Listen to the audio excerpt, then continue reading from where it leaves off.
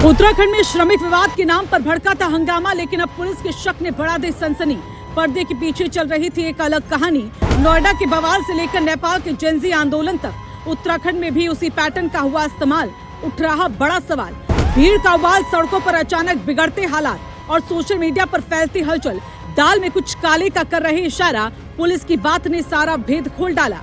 क्या नेपाल के जेनजी आंदोलन और नोएडा के बवाल के तार कहीं उत्तराखंड तक भी खिंच रहे हैं? क्या हल्द्वानी की फैक्ट्री में हुआ हंगामा सिर्फ एक श्रमिक विवाद था या फिर किसी बड़े नेटवर्क की सोची समझी चाल?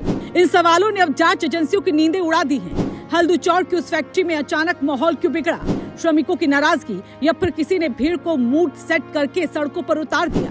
स्थानीय प्रशासन के मुताबिक हाल ही में कंपनी परिसर में जो हंगामा हुआ वो सामान्य औद्योगिक विवाद नहीं था, बल्कि इसमें कुछ संदिग्ध चेहरों की मौजूदगी की बात सामने आ रही है। और यहीं से कहानी में आता है सबसे बड़ा ट्विस्ट। जांच एजेंसियों को शक है कि इस घटना के तार सिर्फ स्थानीय नहीं है, बल्कि इनका कनेक्शन नोएडा में हुए हालिया श्रमिक बवाल और उससे पहले नेपाल में चर्चा में रहे जेनजी आंदोलन से भी जुड़ सकता है। क्या ये सिर्फ इत्तेफाक है या फिर सोशल मीडिया और डिजिटल नेटवर्क के जरिए फैलाया गया कोई आंदोलन मॉडल?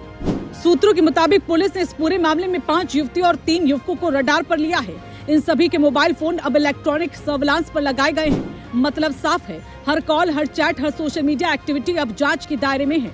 जांच अधिकारियों का दावा है कि इन संदिग्धों ने कथित तौर पर श्रमिकों को उकसाने और भीड़ को भड़काने में भूमिका निभाई हो सकती है। हालांकि अभी तक किसी भी आरोप की आधिकारिक पुष्टि नहीं की गई, लेकिन पुलिस का एक और दावा इस पूरे मामले को और रहस्यमय बना देता है। पुलिस का कहना है कि नोएडा में हुए हाल बवाल से जुड़े कुछ सूत्रधार टाइप नेटवर्क की भी जांच की जा रही है और ये भी संभावना जताई जा रही है कि वही नेटवर्क अलग अलग राज्यों में सक्रिय हो सकता है। अब सवाल उठता है, क्या एक ही पैटर्न के तहत अलग अलग जगहों पर असंतोष को हवा दी जा रही है? क्या सोशल मीडिया पर वायरल संदेश, ग्रुप चैट्स और डिजिटल कॉलिंग किसी बड़े प्लान का हिस्सा है? जांच एजेंसियां इसी एंगल से अब हर कड़ी को जोड़ने में जुटी है। एसएसपी मंजुनाथ टीसी के अनुसार मामले की गंभीरता को देखते हुए विशेष टीमों का लगाया गया है।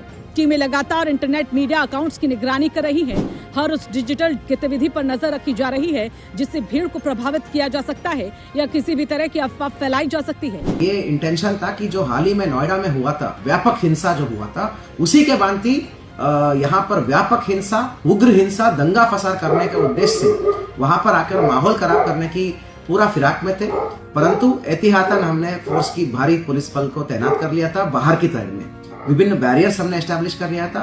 एसपी सिटी मनोज कत्याल ने भी साफ कहा है, जिन लोगों के नाम सामने आ रहे हैं या जिन अज्ञात लोगों के खिलाफ एफआईआर दर्ज है, सभी की गहन जांच की जा रही है। इलेक्ट्रॉनिक सर्विलांस के जरिए ठोस इनपुट जुटाए जा रहे हैं। उसके बाद ही आगे की कार्रवाई और नाम सार्वजनिक किए जाएंगे। लेकिन इस पूरे घटनाक्रम में सबसे बड़ा सवाल अब भी वही है, क्या ये सिर्फ श्रमिकों का आक्रोश था या फिर किसी बड़े नेटवर्क ने इसे आंदोलन का रूप देने की कोशिश की?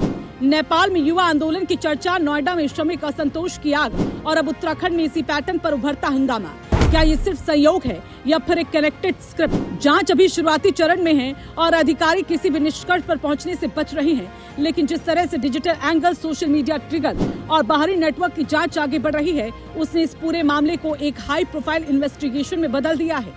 फिलहाल पुलिस की नजर हर उस लिंक पर है जो इस केस को नोएडा और नेपाल से जोड़ सकता है। Mobile data, chat record, social media feed और कॉल डिटेल्स, हर चीज खंगाली जा रही है। और जैसे जैसे जांच आगे बढ़ रही है, सवाल और गहरे होते जा रहे हैं। क्या ये सिर्फ एक औद्योगिक हंगामा था या फिर ये किसी बड़े नेटवर्क प्रोटेस्ट मॉडल का छोटा सा हिस्सा?